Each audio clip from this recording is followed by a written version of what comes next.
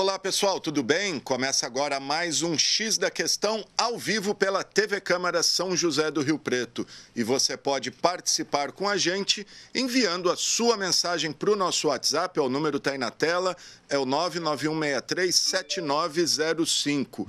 E temos também o telefone aqui da redação da TV Câmara, 3214-7766, e o nosso e-mail, que é o gama@riopreto.sp.leg.br. E estamos ao vivo também pelas nossas redes sociais, estamos lá no Facebook, Câmara Municipal de São José do Rio Preto, e também no YouTube, TV Câmara São José do Rio Preto, onde além de acompanhar o nosso programa em tempo real, você pode deixar seu comentário, sua pergunta, e aproveita, curta, compartilhe nossas páginas, que é muito importante para a gente. Bom, e olha só, no programa de hoje, gente, vamos falar do bullying, essa nefasta prática sistemática de intimidação física ou psicológica que se tornou uma epidemia aí principalmente entre jovens e adolescentes em idade escolar, né, e que se potencializou muito com as redes sociais.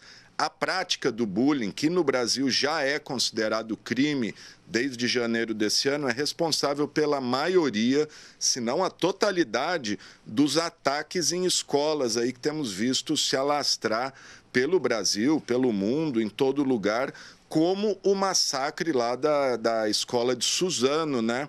Que essa semana completa 5 anos. Nesse episódio aí, 2 ex-alunos, um ex-aluno e um parceiro, mataram 5 estudantes e 2 funcionárias, supostamente motivados pela prática do bullying, entre outros. Mas sobre isso, falar um pouquinho de bullying e também anunciar uma novidade, eu converso agora com a advogada Ana Paula Siqueira, ela que é fundadora da recém-criada SOS Bullying, uma associação aí criada para prestar serviço de orientação e suporte às vítimas do bullying. Doutora Ana Paula, obrigado por estar aqui com a gente. A doutora está em São Paulo, onde está a associação, mais uma associação que pretende prestar assistência aí em nível nacional. Está aqui no Zoom comigo, eu agradeço, viu, doutora? E começo já perguntando à senhora, primeiro, o que levou a senhora a criar essa associação e como vai ser o funcionamento dela, doutora? Primeiramente, cumprimentar todos os amigos aí de Rio Preto, uma cidade maravilhosa, que está sempre recebendo a gente com muito carinho. E a associação ela foi fundada com o objetivo de elucidar, de dar esse suporte. Muitas vezes a vítima do bullying e do cyberbullying, muitas vezes a pessoa pensa que só é um evento entre alunos. Só que a lei do bullying, a Lei 13.185 de 2015, não colocou limitação de idade. Então, quem pode ser vítima do bullying? Alunos, pais, professores. Quem pode ser agressor? Alunos, pais, professores. Portanto, a associação ela foi construída com base, primeiro, na lei do bullying de 2015 e principalmente para esse suporte e orientação. Porque muitas vezes a vítima fala, e agora? Eu vou para a delegacia? Eu faço o quê? Que documento que eu pego?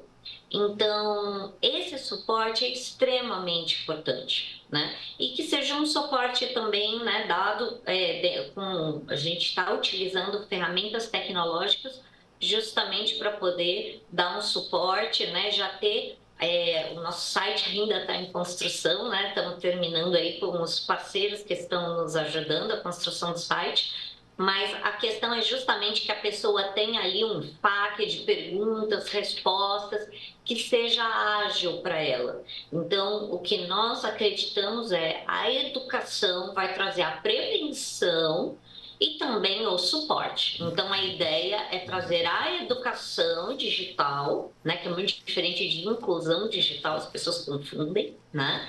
Então, educação digital para as escolas e suporte para essas vítimas. Muito bom. É só para deixar registrar aqui, a doutora disse que o site ainda está em construção, mas eles estão com uma página bem legal já no Instagram, pediu já para o Zat por aí, é @SOS Bullying. é o nome da associação aí, então ali tem, eu já estava vendo meio rapidinho aqui, tem bastante informação, há relato de casos, etc.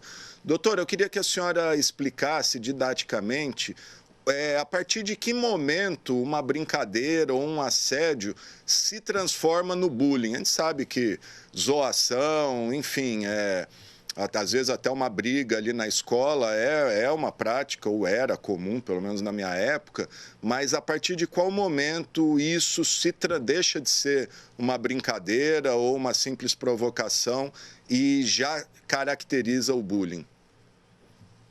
É importante que a gente separe bastante os dois conceitos, né? Bullying não é brincadeira, não é brincadeira, todos se divertem. Quando tem alguém incomodado, quando tem alguém sofrendo com essa questão, com esse apelido, com essa exclusão, e é muito importante também que a gente coloque, né? Que muitas vezes os pais falam, não, você não precisa tratar mal, né? Só não fala. Isso também é bullying, né? Isso também é cyberbullying. Você negar a existência de uma pessoa, muitas vezes, é muito pior que você ofendê-la. Então, partindo desse pressuposto, bullying não é brincadeira. A partir do momento que tem alguém sofrendo, não tem mais brincadeira. Nós temos aí que é um ato ilícito criminal. Então, muitas vezes fala o professor que coloca um apelido naquele adolescente que acaba viralizando. Isso não é brincadeira, né? Isso realmente é uma atitude irresponsável de um profissional da área da educação que está lá para supostamente educar, né? Então, o que nós falamos que o papel da escola não é só, né, dar o conteúdo do MEC. Tem uma razão pela qual a gente coloca os nossos filhos em uma escola A, B, C ou D. E qual é esse fator? É a socialização. Então, nós queremos saber com quem os nossos filhos estão conversando, brincando, interagindo. E é por essa razão que eu sempre falo, a escola, não adianta ela se eximir falando, não, o xingamento aconteceu de madrugada no grupo do WhatsApp, eu não tenho nada a ver com isso. Essas imagens foram numa festa, eu não tenho nada a ver com isso.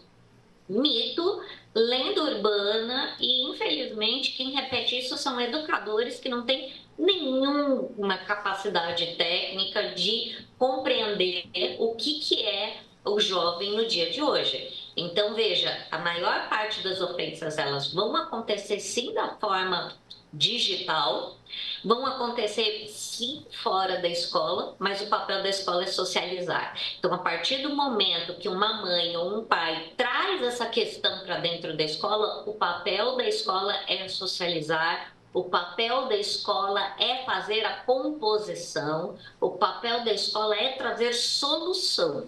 Por isso que nós defendemos que se a escola não tem um disque denúncia de combate ao bullying, tem alguma coisa profundamente errada. A gente tem um perfil das principais vítimas mais recorrentes do bullying ou ela é uma prática generalizada que pode acontecer com qualquer um? Essa pergunta é excelente. E aí a gente vai ter que retomar a lei, né? A lei do bullying, que na verdade foi o conceito de bullying, foi repetido igualzinho ali no Código Penal, qualquer forma de violência, agressão, exclusão, sem motivo aparente. Então, veja, quem pode sofrer bullying? Qualquer pessoa. Então, obviamente que a gente sabe que as minorias sempre são as primeiras vítimas, mas a lei ela é extremamente ampla justamente porque o bullying ele não tem esse tipo de restrição. Se até a Gisele Bündchen sofreu bullying na escola, a gente tem que começar a pensar um pouquinho, né, há quanto tempo a violência é normalizada. Não é normal. Será que aí eu até viro e falo muito assim com os pais, eu falo, veja, algumas coisas no passado eram normais. Era extremamente normal se tirar pessoas e se escravizar, jogar elas dentro de um navio e se escravizar essas pessoas. Isso é normal hoje? Não, não é. Antigamente, os senhores feudais iam lá, pegavam crianças, 1, 2, 3, tá, vou levar para o meu castelo, e a pedofilia era totalmente aceita. Normal hoje? Não, não é. Da mesma forma, o Código de Defesa do Consumidor, né? Lá nos anos 90, quando ele foi criado. Se você quebrava um produto ali nos anos 80 e 90, e falar, ah, quebrou, perdi. Paciência, vai falar isso hoje. Você vai falar, pô, não vou atrás dos meus direitos? Você vai em tudo que é reclame, né? Você vai falar com todo mundo, mas isso não vai ficar quieto. Então, as pessoas começam a compreender que a lei está ao lado delas, né? Não está contra elas, está ao lado. E é esse o nosso papel da associação, dar essa informação, esse suporte para que as pessoas compreendam o direito delas. Acho que minorias, só para completar a senhora, acho que minorias, mas adolescentes muito tímidos também, né? Que não socializam, não fazem parte ali da panelinha, não tem também alguma coisa nesse sentido?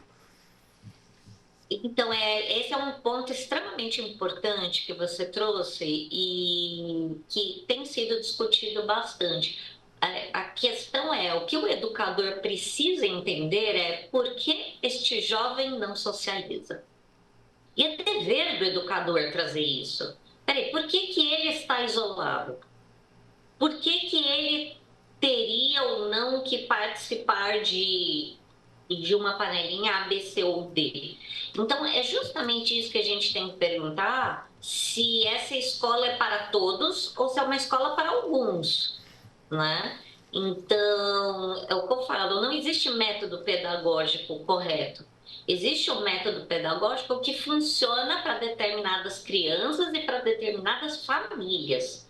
Então, que uma família entende, puxa, aqui a educação tradicional funciona super bem. De repente, funciona muito bem para o seu filho mais velho. Para o filho mais novo, vai funcionar melhor uma educação Paulo Freire, Montessori.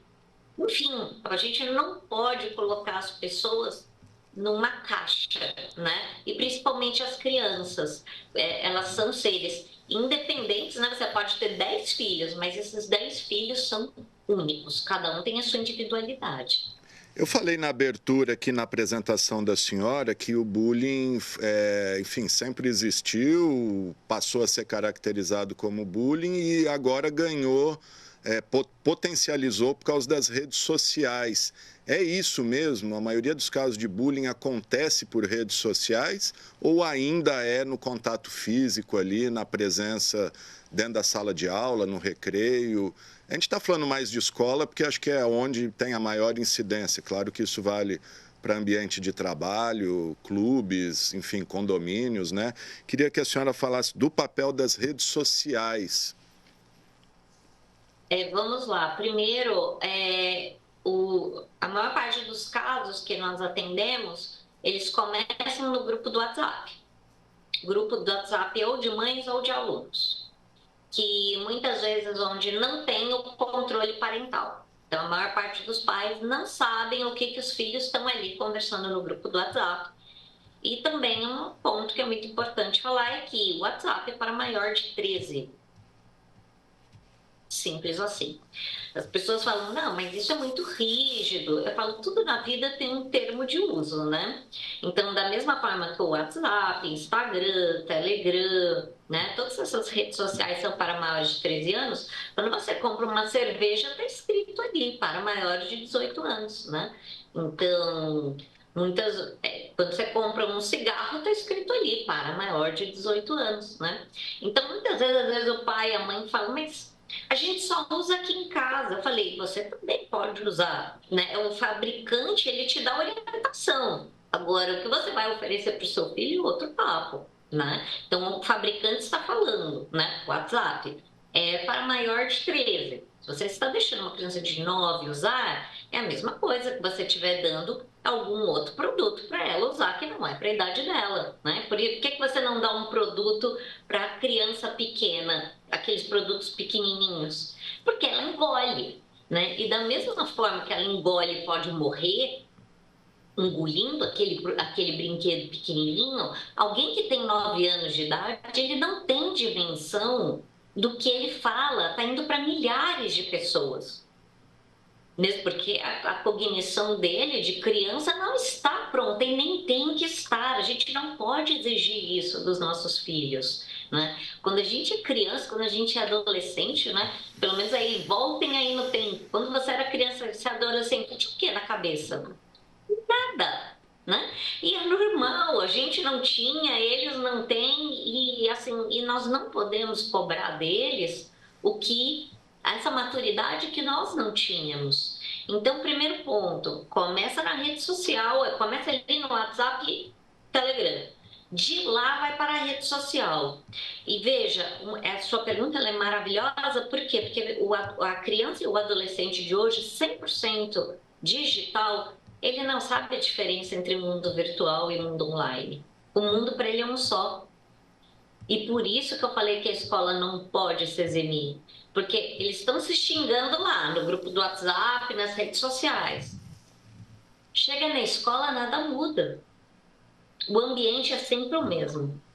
Eles não fazem essa distinção de mundo real e virtual. E se você for ver, se você é uma porcaria de pessoa presencialmente, você também será uma porcaria virtualmente. Eu queria que a senhora falasse para a gente da lei de 2015, a lei do bullying, e a diferença da lei deste ano que incluiu o bullying no Código Penal. E no caso do crime, do Código Penal, quem é o responsável? Vamos dizer, uma criança, 13, 14 anos, comete bullying. Quem responde por isso? Os pais, a escola? Enfim, fala um pouquinho para a gente das duas leis e esse caso da responsabilização. A lei do bullying, feita em 2015, ela exige, não é uma faculdade, é uma exigência, que toda escola tenha um programa de combate ao bullying. Tá? Esse programa, ele tem que ser feito com documentos. Tem que ter documento, tem que ter disque denúncia, tem que ter um comitê de análise de casos.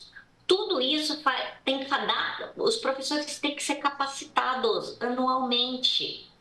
É uma obrigação da lei do bullying. Tá? A escola não deu. A escola não deu, ela está fazendo um serviço educacional defeituoso. Se a escola não tem como comprovar esse programa de combate ao bullying, ela vai responder civil e criminalmente pelos seus atos, certo? Então, veja, o serviço defeituoso está lá no Código de Defesa do Consumidor, artigo 14. Acho que é importante ressaltar isso, doutora, porque é difícil ver. Eu tenho filho em idade de escolar, aí eu nunca vi, pelo menos nunca chegou para mim. Já sei de pessoas que tiveram problema, era um drama para fazer essa reclamação na escola. Parecia que a escola estava fazendo um favor ao atender esses pais. Então, acho que é importante isso que a senhora disse.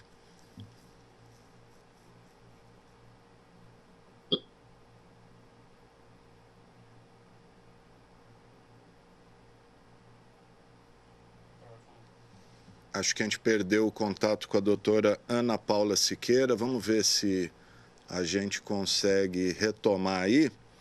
Que tivemos um sistema travou aí a internet, mas a doutora estava falando da lei do bullying de 2015, que as escolas são obrigadas a ter um programa, e aí eu ressaltei a importância disso, porque acho que isso poucas escolas devem cumprir, pelo menos do que a gente conhece, assim, vê de fora, pelo menos. Deixar a doutora falar, acho que ela retomou aí. E assim, esse é um ponto extremamente importante que você trouxe, que programa de combate ao bullying se mostra com documento, não é conversa. Não é falar, a gente acolhe, a gente chama as pessoas para um bate-papo. Não é assim. Programa de combate ao bullying é como se fosse um programa de assédio sexual que existem em grandes empresas. Tem processo e procedimento, tem disque denúncia, tem canal.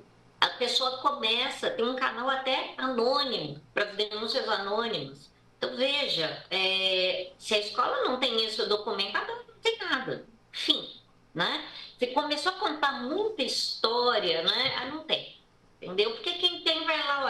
aqui o meu programa, tá ou registrado, né? Dependendo do estado brasileiro, você pode fazer o registro na diretoria de ensino. Se não tem esse registro, se a diretoria de ensino não faz essa previsão, você pode fazer também esse registro no cartório de títulos e documentos e a escola comprova, ó, tá vendo? O meu procedimento é público, né? Como é que... E aí você mostra para as partes, né? Você mostra para as pessoas, você mostra para o pai e para a mãe na hora da matrícula. Porque da mesma forma que o pai e a mãe vai querer saber, peraí, meu filho está seguro aqui dentro? Tem muro essa escola? Tem bedel, tem portão? Como é que ele pode ser? Quem pode tirar? Quem pode entregar o meu filho? Então, da mesma forma que a gente que é analógico, né, que é essa segurança de muro, o mundo virtual ele é muito mais perigoso. E aí, peraí, essa escola tem... Qual que é o programa de segurança digital? Essa escola tem segurança? Então, você colocaria numa escola que não tivesse muro, né? Que qualquer um entrega seu filho, qualquer um conversa com seu filho. Deixa, entra aí, pode falar com as crianças. Quem é você? Não sei. Né? Então, é isso que eu falo. Tem que ter processo e procedimento, principalmente para a área virtual. Né? Porque a quantidade de pedófilo criminoso, né, que entra em contato com as crianças e com os adolescentes, até invadindo plataformas de educação, cada vez aumenta mais. A grande questão é o que está sendo feito por essa instituição de ensino, seja ela pública ou privada, tá? O Código de Defesa do Consumidor se aplica para os dois. E respondendo a sua pergunta sobre o crime do bullying, certo? Como quem pode ser vítima é aluno, pai e professor, quem pode ser agressor é aluno, pai e professor, se os agressores são pais ou professores, certo? Isso vai para a vara criminal normal. Se quem é o agressor é um menor entre 12 e 17 anos, isso vai para a vara da infância e da juventude. Isso aqui nós estamos só falando de direito penal, tá certo? Mas a criança tem menos de 12 anos. Não tem problema. Não vai para nenhuma vara, nem criminal, nem vara da infância e da juventude. Tudo vai ser resolvido aonde? Aí a gente tem um outro processo que é aqui, que é a vara civil, que é o juiz criminal, o juiz da infância e da juventude, fica desse lado. Vara civil, quem vai pagar? Dano moral, dano material.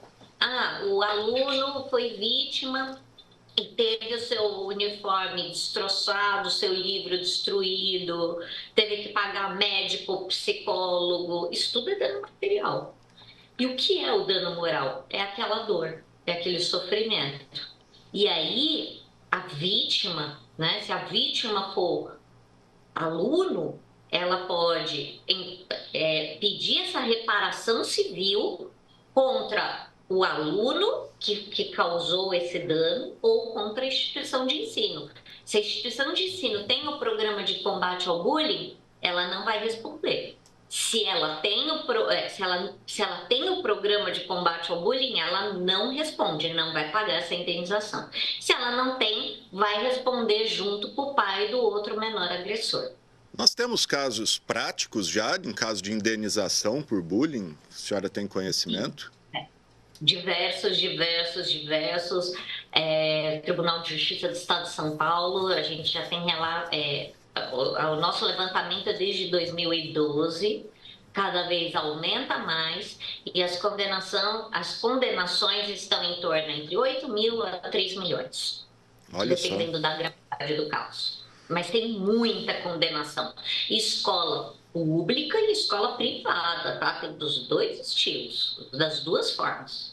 Então, ficou alerta aí, além dos responsáveis, as escolas, tanto públicas quanto privadas, têm que ter seus procedimentos, seus programas de combate e assistência ao bullying. Bom, gente, eu estou conversando com a advogada Ana Paula Siqueira, fundadora da associação SOS Bullying, que é o serviço de orientação e suporte às vítimas do bullying. Ela primeiramente está na capital, mas faz o atendimento aí virtual por esse endereço que eu vou pedir para o Zat pôr embaixo, no Instagram, @SOSBullying, é legal conhecer aí.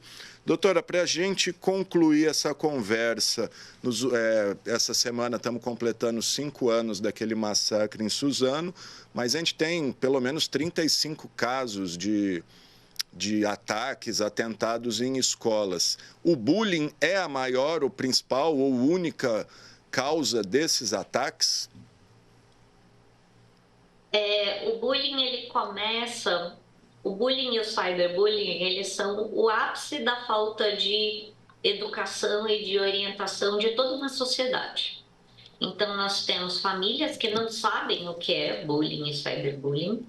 Nós temos escolas que, como você bem disse, né, parece que estão fazendo um favor de responder, né, e não é favor nenhum, é dever legal, né?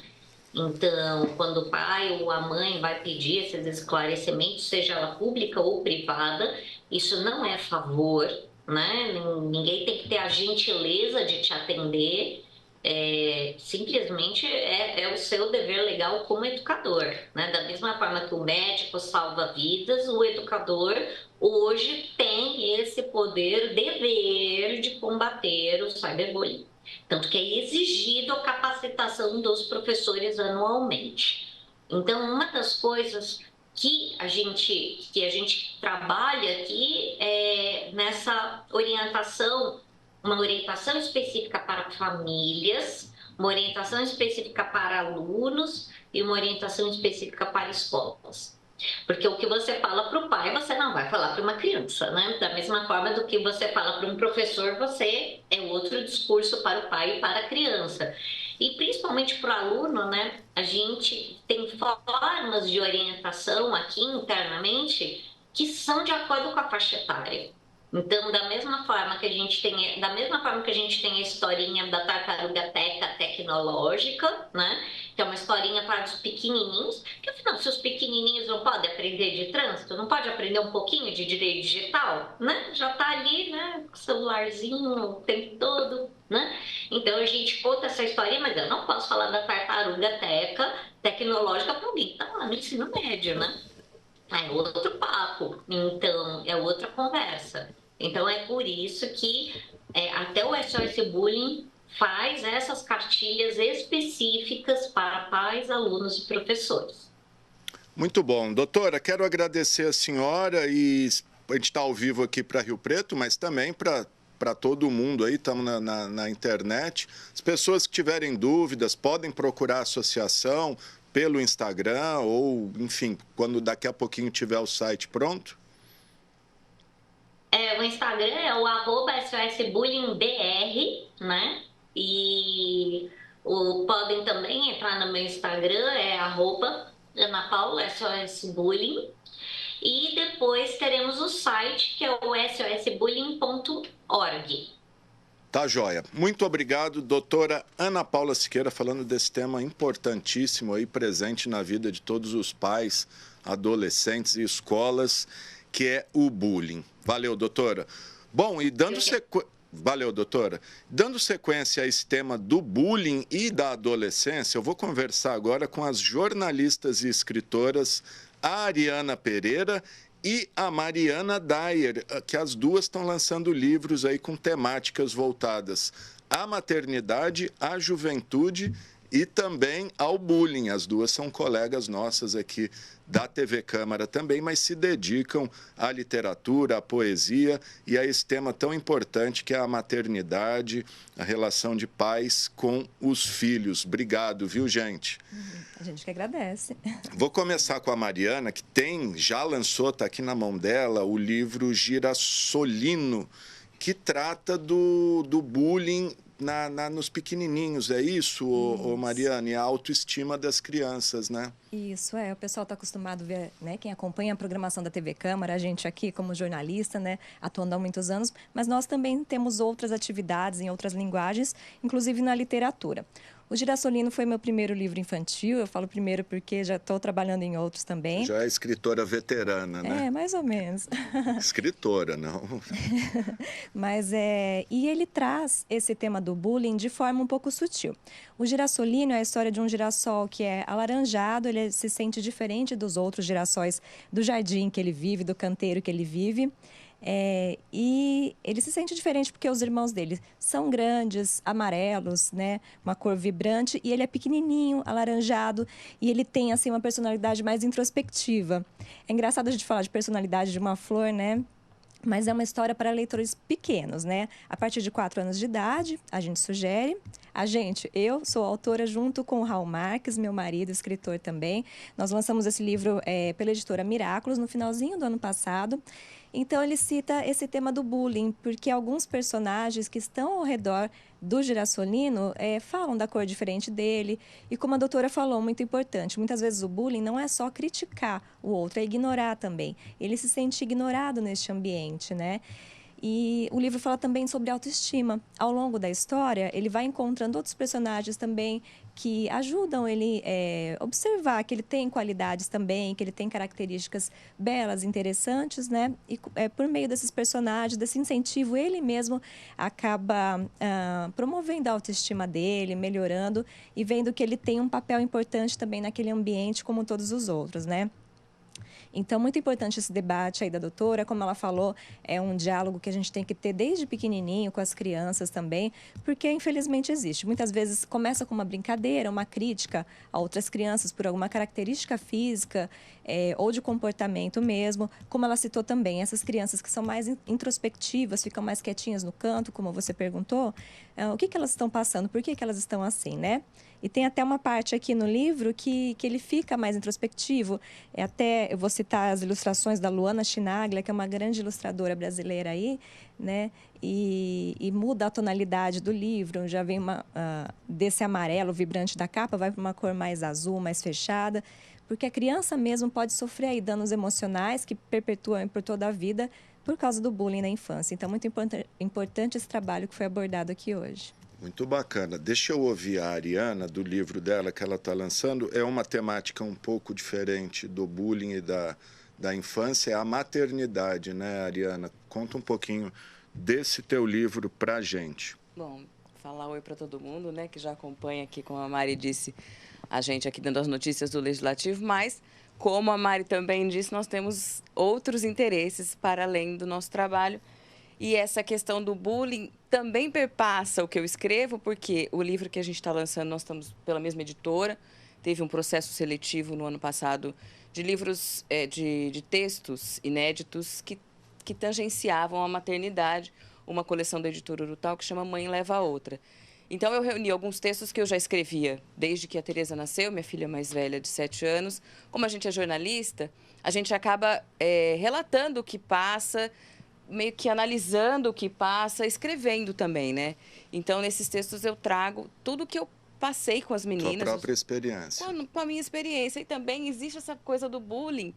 Quando a advogada fala das escolas, o bullying ele é perceptível também em casa, né? E ele perpassa as relações que a gente tem com os nossos filhos, porque o bullying também pode ser feito por nós, no dia a dia, ignorando, você não presta atenção, você não sabe, você não Como entende. você é burra. Como você é burra, eu nunca falei isso para minha filha. Mas muitos pais dizem, como você é burro, e essa criança internaliza isso. Então, assim, inclusive, um dos textos fala da questão da violência, porque esses atentados que a gente tem visto nas escolas movimentou muito as escolas, e isso mexeu muito comigo na minha maternidade, que a gente, às vezes, não olha as microviolências que a gente faz em casa, ignora, fica no celular, e eu não estou falando que eu não fico, eu fico muitas vezes. E isso também influencia a autoestima da criança. E tem um texto no livro que fala justamente dessas microviolências, que a gente não enxerga e que a criança leva para a escola e ali ela vai reproduzir. Então, o livro, tanto o meu quanto o da Mari, eles estão em pré-venda, né, em pré-lançamento, já estão quase encerrando essa fase para que eles sejam impressos e haja, então, o lançamento físico. Os textos, os meus, no caso, são textos do meu cotidiano, do meu dia a dia, da minha relação com as meninas. E até a Juliana Costa, que foi quem escreveu A Orelha, fala de maternidades, né? De plural, porque cada materna, cada um relaciona com o filho do lugar onde você está. Eu estou nesse lugar aqui como funcionária pública, as crianças numa escola particular. Esse é o meu jeito de maternar, mas ele pode tocar o jeito da Mari ou o jeito de outras mulheres que vão ler aí. Aqui no dia a dia a gente troca muita experiência, né, sobre maternidade, sobre literatura também. Acabou casando aí esse trabalho. Eu até trouxe para mostrar, não é nem meu nem da Ariana este livro aqui. Ele faz parte da mesma coleção. É a coleção Mãe Leva a Outra, da editora Urutau. Ela traz o selo Hecatombe, que é o selo político da editora. Foi uma seleção realizada no final do ano. Recebeu aí 600 inscrições, né? Uma coleção sobre maternidade, mas que toca justamente nessas questões de violência, principalmente, né, que as mulheres sofrem durante esse processo todo aí, desde a concepção até depois a criação dos filhos, em diferentes linguagens, né? Então, por exemplo, o livro da Ariana são crônicas, São crônicas, né? Sim. E são livros em diferentes linguagens mesmo. O meu é uma ficção, mas em formato de poesia, e traz uma história aí, né, traz alguns temas mais delicados, né, que são tabus, até delicado da gente comentar, sobre abuso, sobre aborto, discriminação contra as mulheres que fazem essa opção e outras questões aí de violência contra a mulher nesse processo aí todo de ser mulher também. Sim, não inclusive só... esse livro que a Mari trouxe foi o primeiro da coleção a ser impresso. Ele é muito curtinho, eu li ele em 5 minutos, que são frases. E trata de um processo judicial, né, que a mãe enfrenta com o pai da criança, o genitor, no caso. E ela traz frases que eles trocaram pelo WhatsApp ou da sentença. Eu andei olhando os outros livros da coleção. Tem uma mulher que faz paralelos de mães que lutam por filhos, acho que tornar-se mãe conheira, né? Sim. Que mães que perderam seus filhos para o tráfico ou mães que estão atrás do canabidiol para os seus filhos. Tem uma mulher que vai falar sobre as perdas recorrentes que ela teve. Então, são vários panoramas, né? Na realidade, são 25. Várias visões de mundo ou várias experiências, né, de maternidade. São 25 agora, né? E pelo que a gente entende, a editora deve manter esse chamado anual para que novos textos, novas escritoras estejam ali contempladas. Tem uma previsão do livro teu sair? Já foi aprovado, já está escrito, nós já estamos até vendendo online, nós estamos vendendo, nós estamos em pré-venda, né? Você compra online, ele ainda não foi impresso, mas essa semana a gente já passou pela revisão, já me mandaram a revisão, então deve sair aí até o mês que vem, eu acredito que deve chegar. E o da Mariana também não tem nada a ver com o Girassolino, esse está impresso já está aí no mercado, já, enfim, quem quiser conferir pode, enfim, só pesquisar aí na internet, editora Miraculos Girassolino. Você falou desse livrinho aí, livrinho porque ele é pequenininho, né? Não desmerecendo o conteúdo, mas prova que o bullying pode acontecer até na relação afetiva marido-mulher, né? Sim, eu acho que todas as situações... É que o bullying, ele tem uma definição clássica, né? Que eu não sei se eu não acompanhei a entrevista, mas tem que ser recorrente. Mas é isso acontece também em casa, né? Prática sistemática de intimidação física ou psicológica. E não é só uma vez, são várias vezes, é recorrente. E a gente acaba fazendo isso com as crianças, né? No dia a dia. Do que a gente viveu também. Nós sofremos muito bullying. Aqui não tinha nome, né, Alexandre? O que a gente vivia na nossa infância. Era só uma importunação, era só... Eu até perguntei é zoação, briguinha. Não tinha nome, não né? Não tinha nome. A gente viveu isso em casa. Uma educação muito violenta. Nós viemos de uma educação muito violenta. Então, quando você tem um filho, você precisa rever, inclusive, o seu processo de educação. Porque eu não quero repetir as violências que eu sofri, muito bem intencionadas dos meus pais, claro, eram as informações que eles tinham na época, mas eu não quero repetir essa violência com minha filha. Eu quero que ela tenha autoestima de reconhecer um bullying. A gente já passou por processo de bullying na escola com a Tereza, quando ela cortou o cabelo. É isso que eu ia perguntar. As duas são mães de 2 filhos, a Ariana, mãe de 2 meninas, a Mariana, mãe de casal. Vocês já estava respondendo? Sim, já passaram por experiência de bullying nas escolas? O ano passado, a Tereza cortou o cabelo muito curtinho e ela sofreu muito, assim, um menino específico chamou ela de louca ou de burra. E o chamar de burra e chamar de louca, né, já é uma coisa meio que feminina, a gente já está acostumado, com certeza, né? Sim. Toda mulher já foi chamada de louca. E minha filha foi chamada de louca aos 6 anos porque cortou o cabelo. Então, teve que ter essa tratativa com a escola. Olha, está acontecendo isso. ter essa troca com a escola, inclusive eu falei até com a mãe do moleque, a gente fica meio sem noção quando a gente é mãe, a gente quer proteger essa criança. Mas de também dar para ela, dela ser tratada com dignidade dentro de casa, para que quando isso aconteça na escola, ela tenha a força e a autoestima de dizer, não, aqui não. Até para perceber que tem alguma coisa errada acontecendo, Sim. né? E a segurança de trazer para a gente essas informações, porque, na verdade, o adulto que tem que ajudar a lidar com essa situação. As crianças sozinhas não sabem o que fazer, a quem recorrer, né? Muitas vezes tem vergonha. E eu tive uma experiência boa com a escola, o colégio onde meus filhos estudam tem realmente um programa lá, mas a gente vê a dificuldade no dia a dia aí para eles intervirem em cada caso. A gente vê que muitas dessas ações das crianças que promovem o bullying vêm de casa realmente, vêm de exemplos dos pais que falam de determinada forma com as outras pessoas, né, que não têm o respeito pelas outras pessoas, né? Então, muito importante esse debate para crianças, jovens e adultos. E eu acho que é importante quando a criança chega e abre o jogo para os pais em casa, porque pior, imagino eu, é quando a criança sofre, mas não fala nada, ou porque não tem uma determinada intimidade, ou porque tem até medo da reação dos pais, né? Sim, e a gente automaticamente fica um pouco nervoso quando o filho é agredido, né? E eu passei recente com a Tereza, o menino mexeu com ela lá, agrediu, empurrou, e ela ficou com medo da minha reação, porque a minha reação é essa, mas como assim, né? Da gente ter essas reações e não admitir nenhum tipo de violência, porque pode ser uma violência muito pequena, muito mascarada, nem física, pode ser psicológica. E ter esse ambiente na casa de ter a conversa, de não ter o medo de se falar e também não deixar a criança responsável pela sua própria defesa. Porque também vivemos isso. Olha, se você apanhar na rua e você chegar chorando, você vai apanhar em casa. Então, você, além de vítima, a pessoa ainda tem que ser a responsável por ela, com 6, 7 anos. Então, assim, eu trago muito isso no livro, dessa minha relação de rever a minha própria infância e de dar para ela esses instrumentos de autoestima para que ela possa, amanhã, ser uma pessoa que vai contribuir de alguma forma boa para a sociedade, não é mesmo? Sim. Legal, gente. Conversei com as jornalistas Ariana Pereira e Mariana Dyer.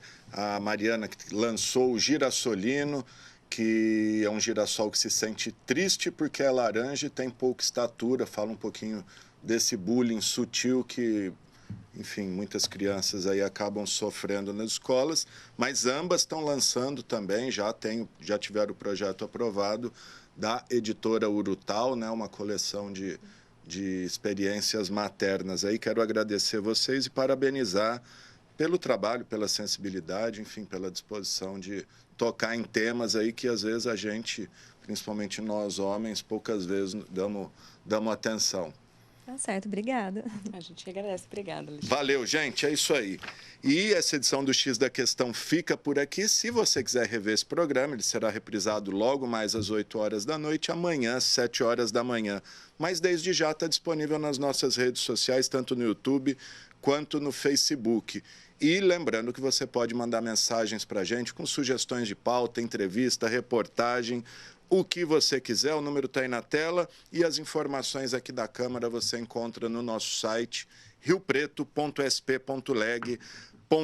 É isso aí, o programa de hoje teve os trabalhos técnicos do cinegrafista Eude Russo, GC do Thiago Zatti, controle mestre do Fernando Giroldo e o áudio do Israel Heleno de Castro. Valeu, gente!